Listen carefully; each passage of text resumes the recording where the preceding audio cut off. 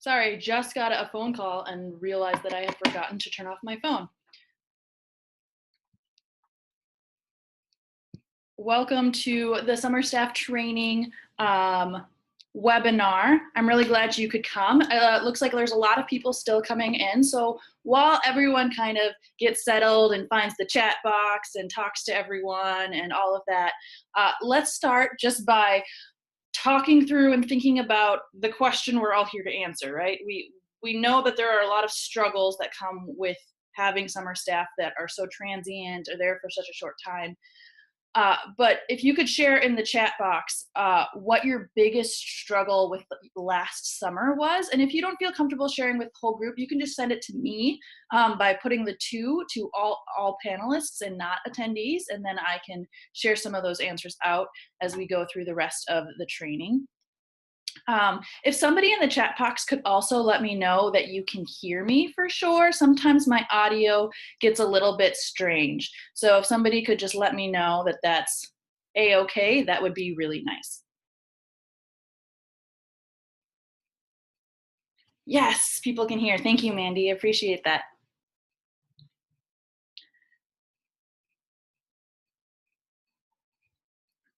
So while people are kind of thinking through the biggest struggle that you have had, a couple of things just about me so you know why I'm doing this training and feel like I can possibly offer any help at all. I am not a camp director right now, and I actually don't work with camps as much as I used to. It's less than a quarter of my time right now is working in camping at all. I worked with camps for about 7 years. I started working at camp when I was 16, so I was your typical summer staff person in the kitchen back before you couldn't work in the kitchen that young, before there were a lot more rules. So I worked in the kitchen. I was an arts and crafts director. I was in charge of the kitchen in the winters. I was a counselor briefly. I really did not like being a counselor. I'm one of those people who just get stressed out about being in charge of children at night. I just can't sleep and deal with that. But I've been working with camps, and so I went through college and I worked at camps through college and advanced and kept working in different sorts of capacities.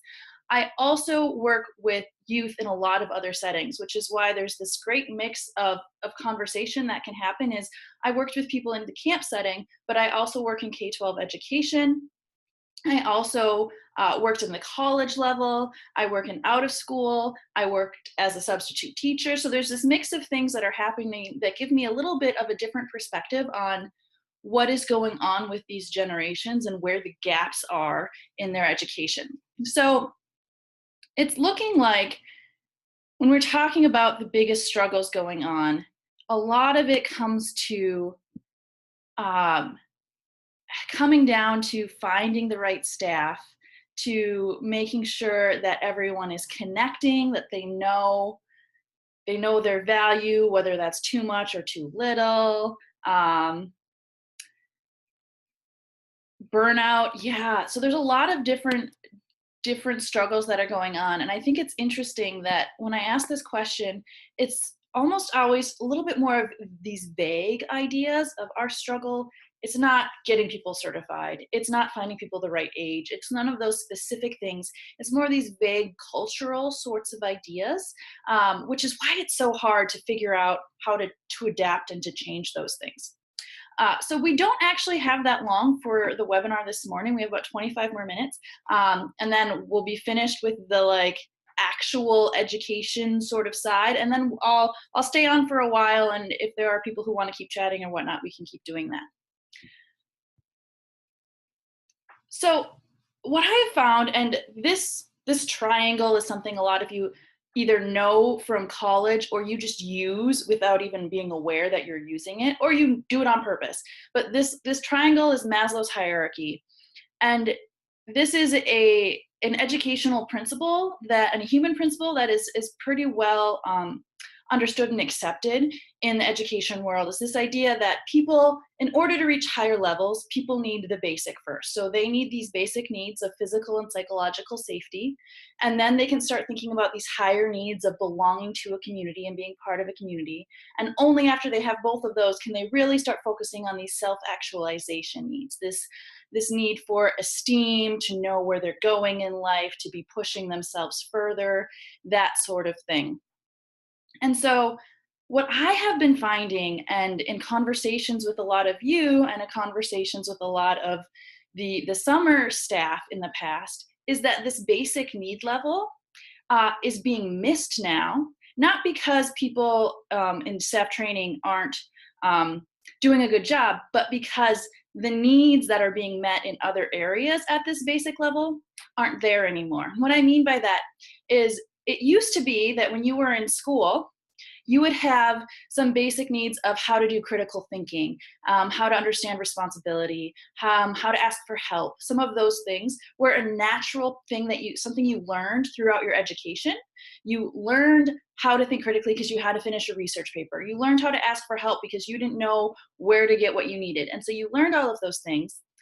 That's not happening so much with our generation and the generation younger. And so they have all of these critical thinking skills and some of these other basic things that they don't come into the training process with anymore. And so when you're training them, they're already behind. And so the gaps become much, much more apparent and much harder to deal with. And so a lot of camps put a lot of emphasis during training on community building and team building and getting that community, which is a great thing. I am not saying we should not be doing that, but it doesn't necessarily work the way we think it should, because our staff don't have that first layer. They don't know how to keep their campers safe because they haven't had babysitting jobs before. So that's something that they haven't been taught how to do. They don't know how to think critically when situations come up because they haven't been taught how to do that. They don't know when it's okay to ask for help or who they should ask help from because they haven't been asking for help in the past, or they don't know what that looks like. And so there are some pretty significant gaps there because of the way the generations have changed. And so this triangle is really helpful to look through when we're thinking about our staff training, to say, okay, these bottom needs, these bottom problems, am I meeting those with my training? And if not, what do I need to do to meet them? And then after I'm sure this base is covered, then let's move up to the second tier. And maybe some camps can even move up to the third tier. So I started to do some research with a few different camps that have been willing to let me send out surveys to their past summer staff to ask them questions about how their training went. And I would love it if some of you would be willing to let me ask your staff these same questions, very basic surveys that ask questions about how staff training went, which pieces were really helpful, which pieces they think need to be improved, some of their biggest struggles with training itself, some of their biggest struggles with safety, that sort of a thing. And what I found in those surveys, it's not statistically relevant numbers yet. It's still a pretty small pool of people, but what I've been finding is those camps that are really focusing on team building, but staff members aren't really sure of this basic day-to-day, how do I deal with campers, what's my job supposed to be, what are the expectations, that kind of day-to-day stuff. The team building does no good. They have tons of drama, no one gets along with each other. The spaces where they're able to tell me freely what went on, crazy, awful things are happening because that base level isn't there. And then you have camps that don't seem to focus so much on team building. A lot of the staff are like, we would really appreciate more of that. But the staff felt like they definitely knew all of that base level stuff. Their problems were much more minimal, and their team was actually stronger. They never talked about drama. They didn't talk about issues with each other. There was more a conversation of, we would have liked to know each other a little bit better. So that conversation just goes back to this triangle and how vital that is. So this notion that team building isn't the priority is, I think, a new idea. And I know we'll probably get some flack, and please, in the chat, be talking to each other about agreement or disagreement or questions that you have about this idea that team building should not be the priority, at least not in the traditional sense. Because team building brings us to that place of community. And if we aren't at this basic level yet, then it's not actually going to solve the problems we think it is. So we have a lot of problems with culture. We have a lot of problems with burnout, with staff hiring the wrong staff, or thinking they're more valuable than they are, with not helping each other out, a lot of those sorts of things. And so we think, let's add more team building so we have a more cohesive team, and that will solve those problems. But a lot of those problems are partially a result of not knowing their jobs and their expectations. And so adding that team building is actually taking away time to learn that other stuff that's really necessary. And so it's actually a cycle that is preventing improvement. So team building and like higher level training tasks are something that I believe, and in talking with a lot of you and a lot of other people, is really proving out to be something that should be saved for after that basic stuff is really set in stone, is really solidified. And so that can be a challenge for some camps. So I've worked at camps where everyone learns how to do archery, right? Every counselor has to be proficient in archery because you have students who are doing archery and everyone needs to know it. That's a higher level training task that takes a lot of time. And so some camps can change that. So only a certain number of counselors need to learn how to do archery. But some, it's not quite as simple. And so there's a little bit of complexity that comes into this, and I'm aware of that. But as much as possible, we want to keep that base level the priority for our training, and the team building and higher level tasks a secondary. This picture comes up in any training I do with cross-generational work because it's a perfect example of the difference between older generations and younger generations. Older generations, it's this sandwich idea. This everything has its place. I do this thing and then this thing and then this thing, and this is part of my life, and we put it all together, and it's delicious and it's awesome, but you can see where everything fits. It's all a little separated. Younger generations, we are definitely more this soup culture. We take everything we need to do, all of the responsibilities we have, all of the fun stuff we want to do, we mix it all together, and we see how it tastes. We see what it looks like. That idea is important to recognize when you are working with younger generations, because it makes it much more difficult to say, now is not the time for you to have your cell phone out.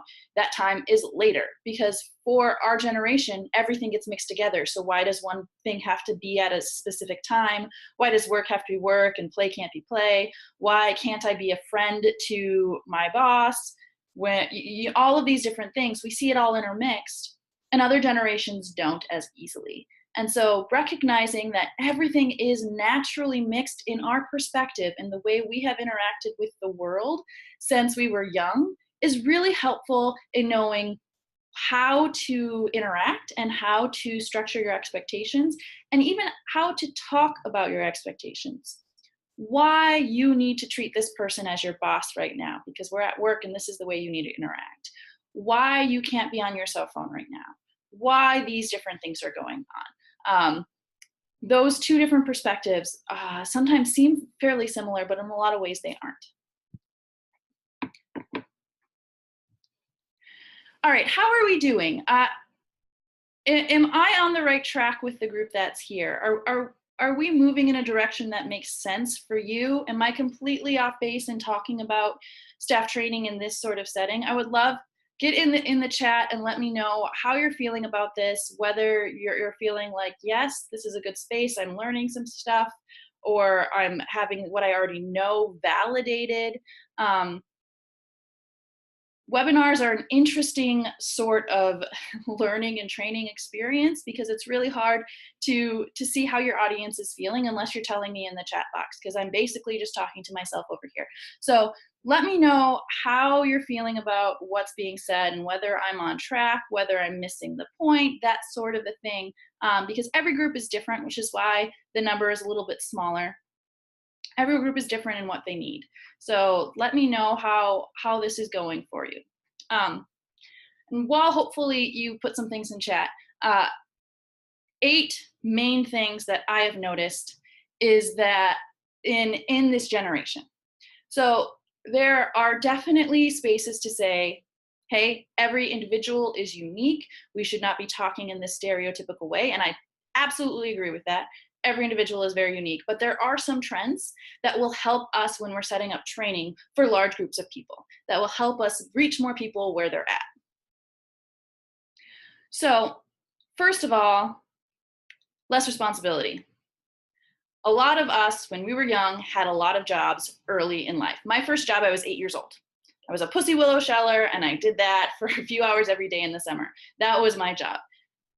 This generation is getting jobs and that level of responsibility, even babysitting, even chores, even all of those things, so much later in life, that when they come to your camp, they have had very few years of experience, if any. You could be their first job, of the responsibilities of a job at all, let alone a job where they're in charge of children's safety. Okay, so that's really important for us to recognize, is they don't have a lot of these previous experiences. They haven't had much independence. We have structured so much of their life for them, so much that they haven't had many chances to choose for themselves what they want to do, what they are going to make good decisions, all that kind of stuff. I know my niece, my sister can find out where she is any moment she wants to. My niece doesn't have to tell her a thing. She knows that her mom can find her no matter what. That's not the way it used to be. We used to still be able to make some really bad choices without our parents finding out. So it's a little bit different. Fewer critical thinking skills. And I'm sure any of you who are parents, are aware that the school systems have changed to really be more and more about testing, which people have different ideas about that. But what that does mean is that the critical thinking skills are largely gone. So I talked about not knowing how to research for a paper. I go into the school system, and the school system where I'm at is a little unique in its problems, but it still fits this trend of, you go into the school system, and I'm working with high school students, and they're supposed to be researching for a paper, a science paper, a history paper. They don't even know how to Google to find the results they're looking for. They can't even figure out which search terms might be the best choices to make that paper happen. They can't figure out who in the classroom might be helpful for them, because they haven't had to think that way before. So there's a lot of different things that go into these critical thinking skills that are lacking. And that is a big one when camps have so many things that come up that you can't plan for, you can't train for, and you need staff who can stop, think about what's going on, and make a choice based on that. And that's something that you're going to have to take on largely as a camp, because people are not coming in with those skills anymore. Social skills are more online focused. We see that all the time. Collaboration versus teamwork. I think this is an interesting distinction that we don't talk about a lot, because students are coming into their roles as camp staff with collaboration as what is going on in schools. And collaboration is great, but it is not quite the same as the teamwork model that most camps are working with. Collaboration is more this idea of, we all figure out what we need to do, everyone gets a task, and then they accomplish their task. And when they finish their thing, they're done. That's it. Camps, we want to develop this teamwork model where everyone has their role, but everyone contributes until it's finished. Everyone does what they can. So if someone is struggling, you jump in and you help them out. That's not quite the way collaboration works. And so talking about that difference and emphasizing the difference can be really helpful. Good enough as a mentality. First drafts are not normal in school anymore. You turn in a single draft. You don't do a final draft. It's just one shot. Good enough. You know, that's the mentality that is around a lot. And so if you know that's what's going in, you can have a better chance of training that out a little bit and putting a higher bar. Rules are not quite as strict.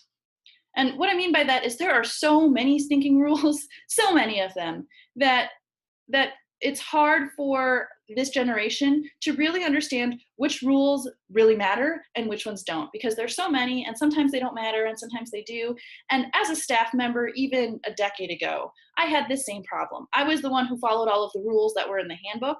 And then I realized halfway through the summer that half of the staff weren't following the rules because the rules didn't really matter.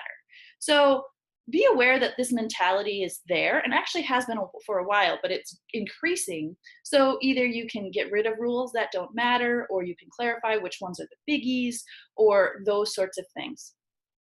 And lastly, use your strengths versus work harder, which for the most part, is a wonderful difference that is happening right now, in that we are talking to our students about using their strengths, finding their passions, and really going with those.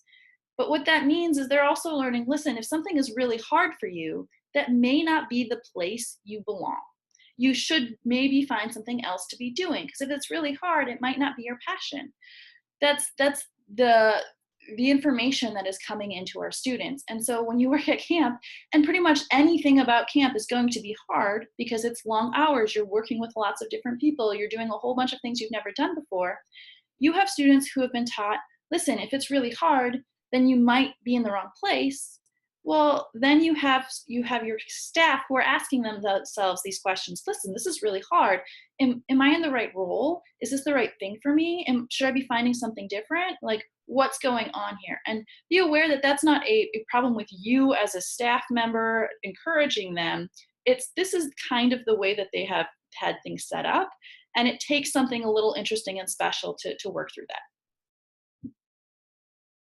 So, with all of those differences that are going on, a lot of those changes, the biggest thing that I have found when talking with people is that camps that are able to cast the vision, I'll explain that a little bit more, cast the vision really well, are able to train better and have staff that have a better experience.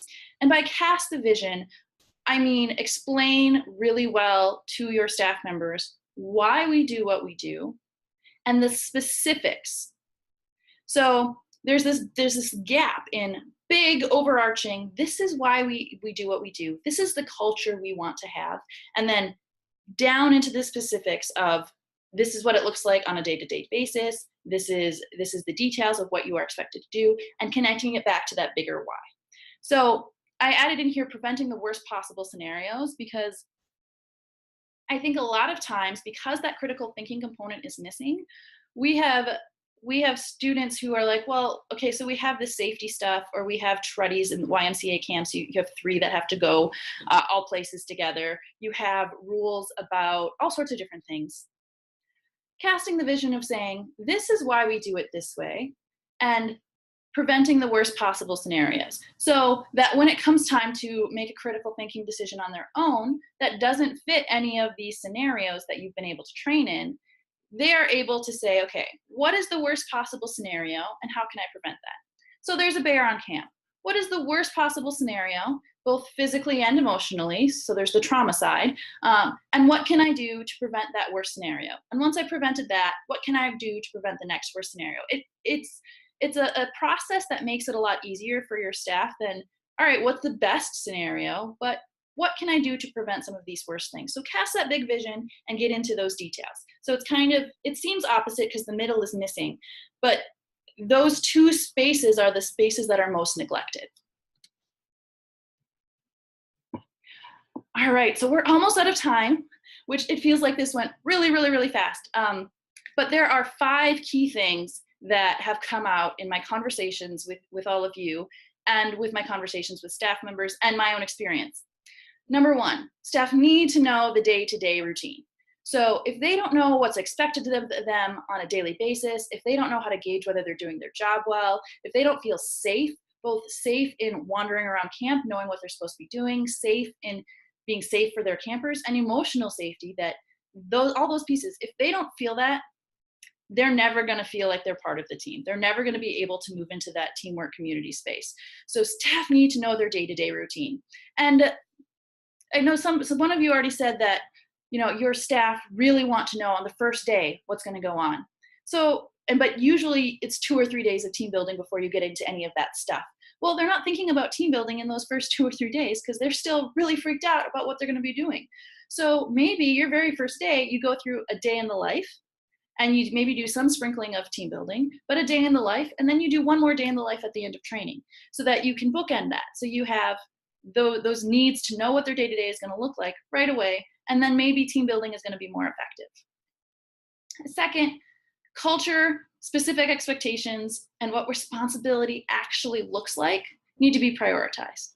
So we talk about culture a lot at camp, and that's awesome. But when we talk about culture, we often fail to pair it with very specific expectations. So if you talk about culture of teamwork, give a very specific expectation of, listen, the garbage needs to get done, and the person who normally does garbage had 5 other tasks added to their plate today. You're done early. That means it's your job to do the garbage. So very specifically, this is our culture, this is our specific expectation, and then lastly, this is what responsibility in that setting really looks like. So as much as possible, we nail down how culture and specifics interact with each other. The third, this pairs really closely with the second one, is real life scenarios for critical thinking. Critical thinking is so lacking right now. I can admit for myself that I was lacking a lot of these critical thinking skills. So real life scenarios about what you would do in these situations, first, they tell you a lot about where your staff is at. So when you ask your staff members, all right, there's a waterfront emergency, but you are in the bathhouse with a girl who is crying and another girl who's doing this or whatever, what do? You learn a lot about how much your staff members have soaked up about safety, responsibility, expectations, those sorts of things. And you have the ability to reinforce the direction you want things to go. And this doesn't have to take up a lot of your time. Real life scenarios can be added into your training however you want. You can do one at every meal. You can have a morning scenario that you talk about at the end of the day as a group. You can do all sorts of different things to include this, but it gives you a lot more spaces to bring in those things that you can't really train for, right? There's a ground bean nest that 20 kids step on. What do? That happened to me last year. What happens? It's something you can't prepare for, but those scenarios help get your team thinking in the right way. And it's just something that's good to continue throughout the summer if you have that possibility. Number 4, accountability. So this is something that I didn't bring up before, but accountability and consequences are another thing that is really lacking in the school system and in the family system right now. So I go into a school and a student hits someone, they have a timeout. They hit someone again, they go take a break. They hit someone one more time, they might go to the office and then come back in 10 minutes. They hit someone again. Like, there aren't real consequences for the way people are acting. There isn't real accountability for what they're doing. So you have assignments that are due. If it's a week and a half late, it's fine. Don't worry about it. You won't get anything docked. Now, in some cases, that's good if there's a real reason and that empathy is helpful. But this is the way students are being trained right now. And so they aren't used to accountability. And when there isn't accountability, that teamwork is really hard to develop, because then you have one person who's not doing their job and somebody who really is doing their job, but they're getting the same pay. They're being interacted with fairly similarly. And so you have this person that's doing really well starting to sink down to the lowest common denominator. So have accountability structures and consequences that are clear, that are used. Make them as positive as you can, but make them there. And last, team building, second tier training. Not unimportant, but it needs to be emphasized after all of these basics, or use it along with those. So something I really, really, really appreciate is when camps are able to have team building never on its own, never, all right, we're gonna go do team building now, but we are in teams while we're learning archery. We work in teams while we're learning how the dining room functions. We work in teams to figure out where everything is at camp. So we add these team building components into the things that we already need to be doing. So it doesn't take time out of our day, doesn't take time out of those basics, but we're still finding ways to funnel it in. Okay, we are completely out of time. That was really short, it was really fast. I will put the video online shortly, and then those who weren't able to get in or who are on the wait list will be able to see it as well. There will be another staff training webinar coming up probably mid-November, maybe late November, that will be a little bit more specific to whatever area I see in the comments people are most wanting to talk about. This was a very basic webinar just because we had a half an hour and I wanted to be able to talk to all spaces of the people who were in here. I have a newsletter that goes out with tips and tricks and ideas and information from other people that seems valuable. I'm also on LinkedIn, and my webpage is there, but I'm actually going to skip past all of that because what I think is more important is this survey. because this survey is 4 questions, super easy, but it gives me a chance to see your thoughts on this training, what can be improved, was it way too fast, was it way too boring? I had some Twitter things and some other fun things that were going to be added, but we just didn't have time. So let me know what could be improved. This survey, you can also, if you go and do the survey in the end, you can ask to be added to the newsletter if you want to. You can ask me any kind of questions you have, and I'll email you directly with those answers. The official webinar is over, but I see that there are some comments in the chat box, so we can keep talking about what people are asking about and having struggles with. But thank you for coming. I really appreciate you being here and really thinking critically about how staff training needs to change to really benefit this generation and your students at camp, your campers. Because if this generation isn't learning how to be a good staff, isn't getting that content that they need, your campers are directly going to suffer. And so it's really great that so many of you are aware of that and working to change it. All right, so I'm reading through the chat box right now, and I'm seeing what I've missed. I missed some while I was talking. So yeah, a lot of camps focus on team building in the first couple of days. And I think not that there shouldn't be any team building stuff ever, but really getting into those details, it's a perfect time to do that, because that's what they most want to know at that moment is, okay, what did I get into? What does my day-to-day look like? And if they're really interested in that right then, why not talk about it then? They're going to remember that stuff. If they're interested, they'll keep it. And so that might be the time to really get into those day-to-day sorts of things, but with like a team building sprinkled in, if that makes sense. And then maybe have longer evenings so that they can spend more time hanging out, talking about how the day went, having that informal team building sort of time. Oh,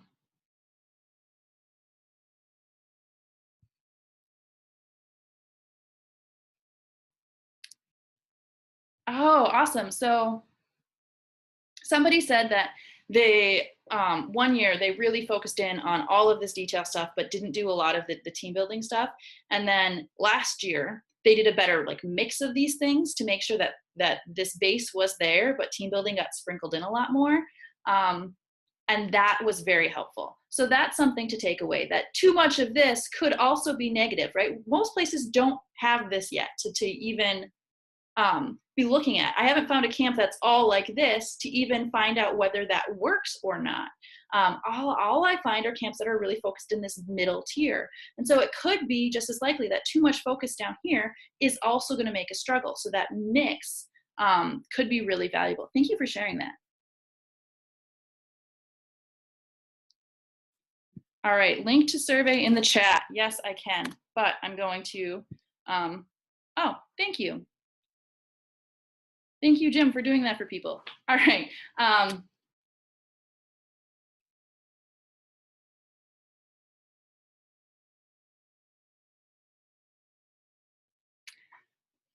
So yeah, team building creates a culture where staff members feel comfortable approaching other staff members. Thank you, Morgan, for including that. So in as much as, so I've swung the other way, right? So camps, I feel, are too far in this team building space, and they don't do enough of these specific expectations. So I swung my conversation this far away. And it's great that you're bringing this back towards the middle, because the middle really is where it needs to be, where it is best, where there's these expectations are clear, what you're doing day to day is clear, you have the skills to do what you need to do on a daily basis, you're not freaking out that you don't know what you're supposed to do, or you're gonna hurt your campers or any of that.